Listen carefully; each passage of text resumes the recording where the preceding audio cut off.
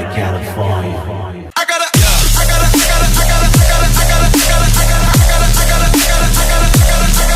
Get the place moving, moving, moving, moving, moving, jumping around, we cruising. This Artisan MC, and today we're going to talk about HBO's WatchMen. Okay, so I just finished watching this first episode of this, and I will tell you I wasn't that interested in it initially. You know, I really liked WatchMen. WatchMen was one of those books that stands at a pretty perfect position, you know. If you saw my Joker review, you understand that some things I don't think need a sequel. They don't need a sequel to. And Watchmen is one of those books. It told its story. It stood on its own. Even the creator doesn't want to see any sequels or anything like that. That's why Alan Moore's name is not on a lot of this stuff, even the movie that came out, because he's not in favor of it. He did his piece. That's the story he wanted to tell. That was it, and he was done with it. But because it made so much money, other people still want to make money off of it too. So they keep recycling or putting it back out. So I wasn't into this, you know, on that note. The Watchmen was good. I don't want to see a ridiculous spinoff. You know, I kind of balked at the before Watchmen comics that came out when they put the movie out. But all in all, it wasn't that terrible. This, when I heard that HBO was doing it and then the original creator still was not on board with it, I was like, no, because that's his baby. What are you doing? But about a week ago, I did see a trailer from the Watchmen series. And I saw Chocolate Lovely Self, Regina King in it.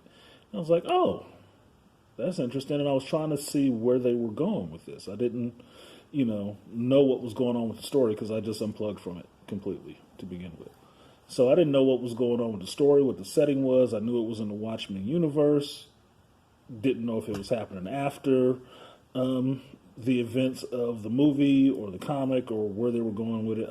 I really didn't care. I wasn't going to watch it. But I got a little bit of a prodding from a BGS that I needed to look at this. So I went ahead and watched the first episode, and I was kind of blown away by it. It was not what I was thinking the new theme of things is to put a female character out front and then push the whole show off of that. It didn't seem like that in the first episode, which means that this first episode of Watchmen did a lot better than the first episode of Batwoman, which wasn't overly terrible either. So, seeing that, I was kind of taken aback by some of the stuff that I saw in there. Not in a bad way. I was just not prepared for what I saw.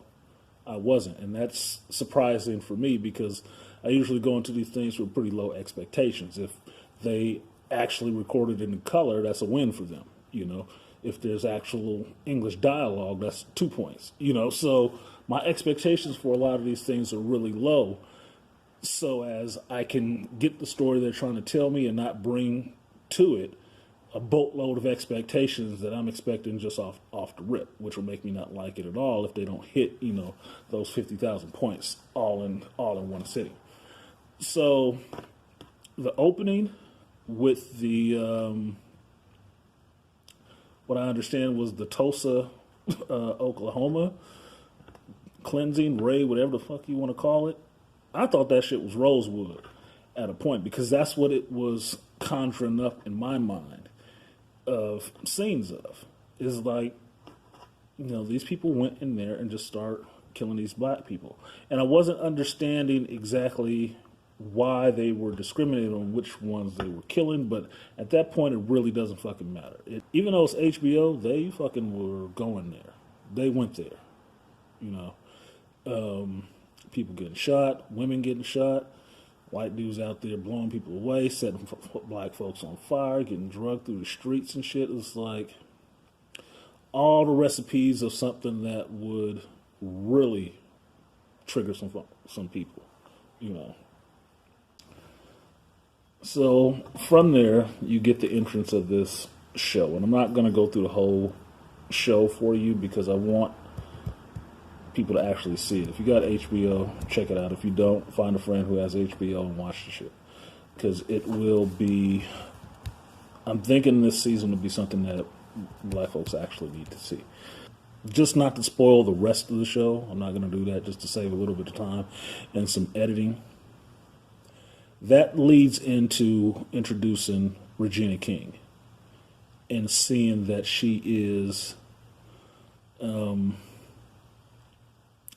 cop who is not supposed to be a cop in the real world, right? She's not supposed to be a cop anymore. She's supposed to be a bakery owner. But she ain't baking bread. And she ain't making damn cookies. She out there kicking people ass and doing investigations. Wearing these masks and stuff that police are allowed to wear. Whatever mask I guess they want to. There's a fucking dude with a panda bear on his head in the squad. It's like, he looks fucking ridiculous. But he's there. So... you get the introduction of her character who kicks ass. You get to see a couple of other notable stars in this, which I like, which is Don Johnson. I've liked Don Johnson since fucking Miami Vice. I'm an old cat, so that's just what the hell it is. You know, he's cool, and he's the police chief. You also get to see Louis Gossett Jr., who I haven't seen on film in a while.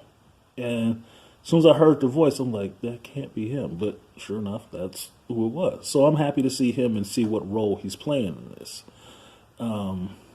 The teller in this, it comes near the end for who his character is, but that was kind of a given who he was going to be. So it's not like it's a big mystery. But from there on, you get the understanding of this group, the 7th Cavalry, and how they are fighting against all this racial mixing and wanting black folks out of Tulsa and all the rest of the shit. So some white supremacist shit using a Rorschach mask. And automatically for me it's like, fuck them. But I have to see how the story develops. Personally, I wouldn't give a shit. But this is a story. Let me see what story they're trying to tell me on this. Not going to spoil the end, and actually I'm not going to say any more about this.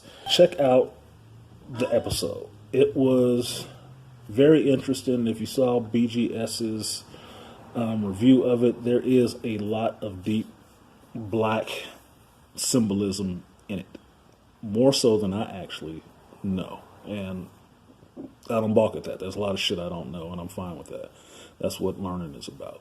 But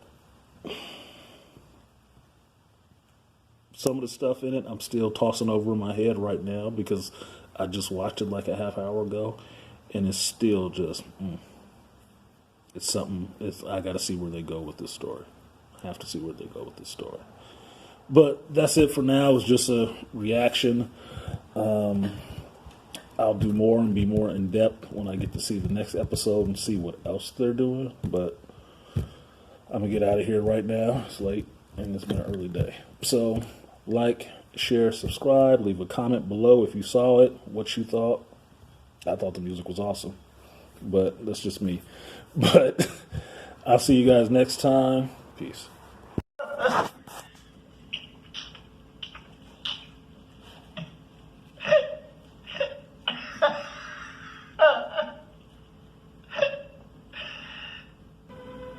You want to tell it to me? Think you're awake, but it's all an illusion. Hey!